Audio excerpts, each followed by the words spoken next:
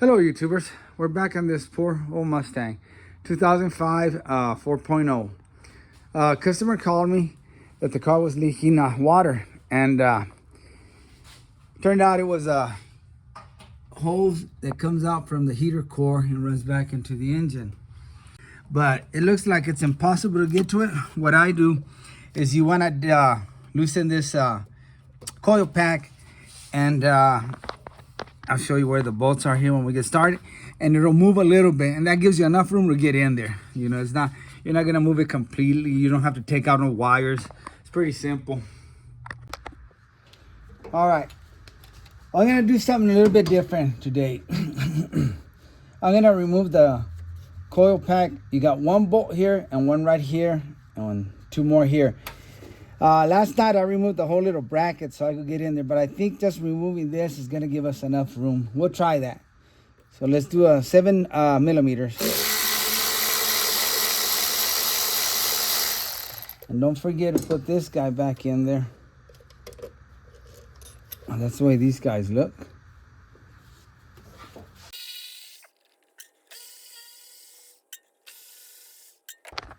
All right, let's take a screwdriver or one of these tools and get under here. This that was kind of loose from last night, and move this back. So see, now we have room to put our hand here. Like I said, last time I removed the bracket, and it gives you a little bit more room. This won't be in your way. We might end up doing that if I can't get to it because of this little bracket, but it's not much. See, this little bracket might be in our way, but I think we can get to it. I'm gonna go ahead and disconnect this one, and we're gonna remove this hose. It just slips out. It's got a clamp, but look, it'll slip out. Mine does. Doesn't really take much, and it goes to your brake booster over here. So now see, we can stick our hand and start messing with this. Now let me show you what I did last night. I went ahead and took off the bottom one, and you can see it's got a clamp, a hose clamp, which is a lot better. You don't have to mess with this plastic braking on you. You can tell this one's leaking. It's wet down here, so it's about to break, so that's why we're gonna change it. And it's a smaller diameter. I'll show you here. Okay, where's that hose? Right here.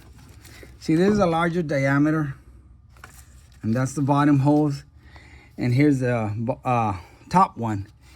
You can kind of see already how much bigger this one is. Let's finish taking this hose off of there. And I use these hose or clamp peelers, and you just put them here, and it helps you push it out. Oh, I'm sorry, you didn't see. Let me push it in a little bit so you can see how well they work. Okay, just put it in here. Push it, and it opens. Not easier as far as it goes, but it's far enough to pull it out. And here's the diameter on that hose. And put them side by side so you can see the difference. Okay. And here's the diameters on those. I looked it up, and that's what Google says. AutoZone, or I didn't have him. I guess it's a dealer item, or you order it online. So I told him, just give me a couple of hoses. That's why I don't know what diameter they are. So they did. They went and got me 2 hoses about 3 feet long, or 2.5. And that's all you do. You put it on there and see how it snakes around. Now, if you have a vehicle that you're gonna have to bend it like that, that's not gonna work. You're gonna kink it, and you're not gonna get any coolant through there. But it's long enough, and it's where it just curves around just like the original one was. So I'm not gonna have any issues. See, you don't see anywhere on it where it's kinked real bad. It just has a smooth curve to it. So anyway, we'll put this one out of the way, and we'll start on the bottom one so you can see how it's done. What I told the customer to do is just cut a piece off, which they did, and they took it to O'Reilly or AutoZone, wherever they went, and they gave him the proper size and stuff. And I also, what they had told me was that it was cut in the middle. So I was gonna do this number, which I have some here. I always keep these here. I was just gonna cut the holes just like that. Say this is the hole. I was gonna cut it and put one of these bad boys in there. Trying to hold the camera. And then this one, and then put clamps on each side, and that would work if it was in the middle. But when I got there, I could tell it was leaking from the quick disconnect. This is from a charger. I do these a lot, so that's why I know they work. You just connect them straight to the heater cord, and they last you forever. You don't have to worry about that quick disconnect. So let's go ahead and destroy that quick disconnect, because they are a pain in the booty to get off. I just go ahead and destroy them because I don't use them anymore.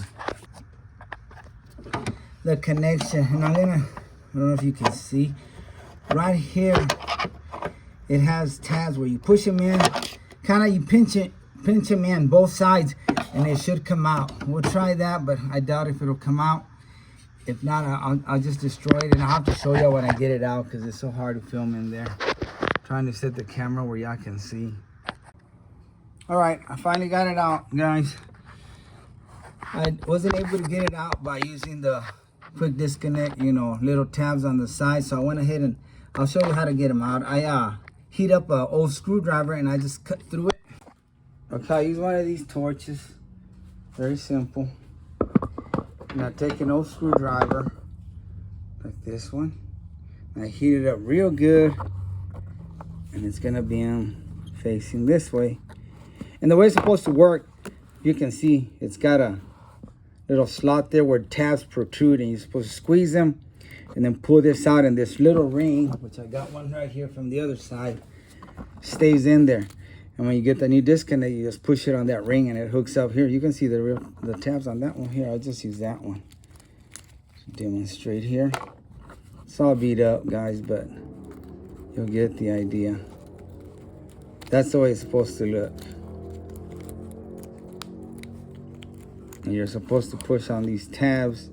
You're supposed to release it, but it doesn't always work. Sometimes if they're new, it will work, but half of the time I have to destroy them. But the way I do it, okay, say it's sealed like that. I heat this up real good, and then I just slowly go slicing through it. And then you got to do it several times. Get this real hot. I get it cherry red sometimes, and just cuts like butter, like a hot knife through butter. And then you just open it and get it out.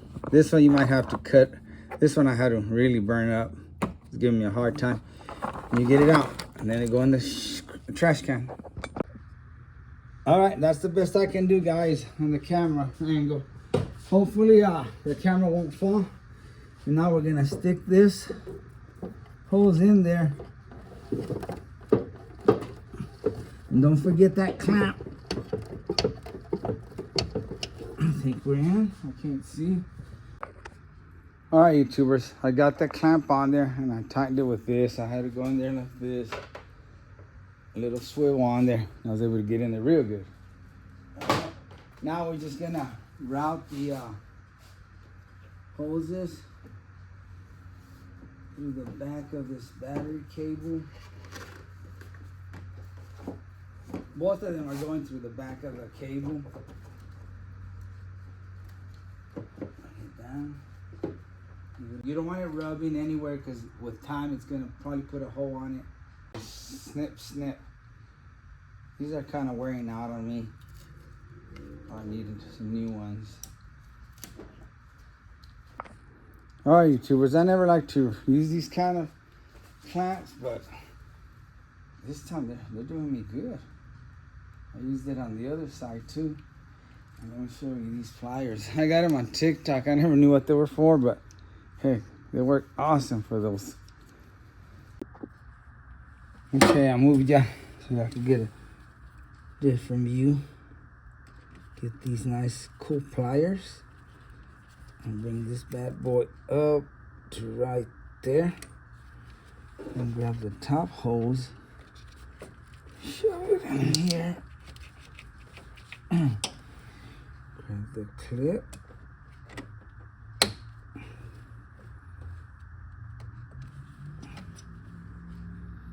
And run it to about right there. Right there. Boom. Alright, I like the way that sits. Okay, see how nicely these two hoses run. They curve smoothly. Oh, you can't see right there. Come around and see I put it half of the other hose on there. I'll probably zip tie it just because I'm afraid it might start rubbing here. And it goes down into the heater core.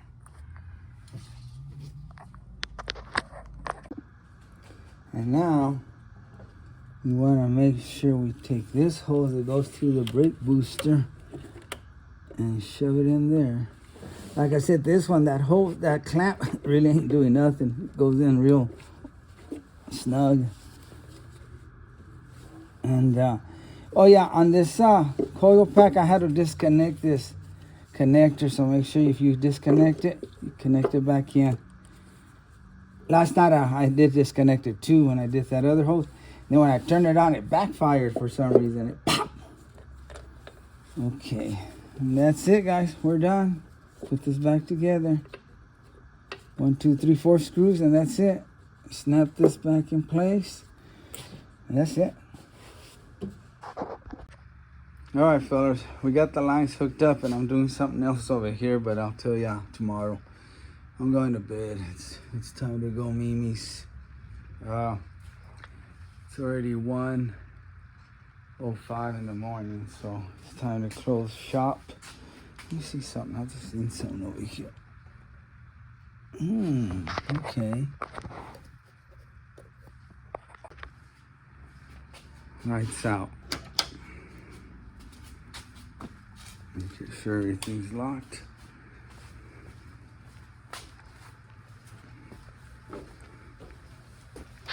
Boom.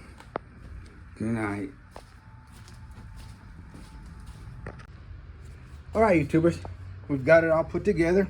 Make sure you hooked up all the lines. That booster line right there is hooked up.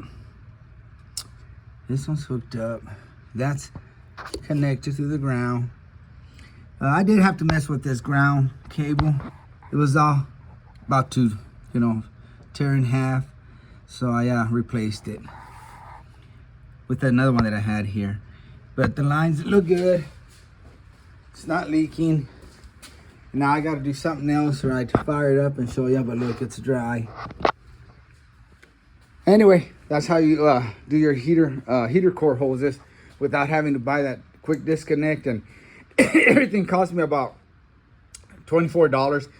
$12 for like 3 feet of I bought it was $12 for the hoses, like about 3 feet. And then whatever else I spent, I had the clamps, just coolant. So thanks for watching, and like always, I really appreciate you, and God bless.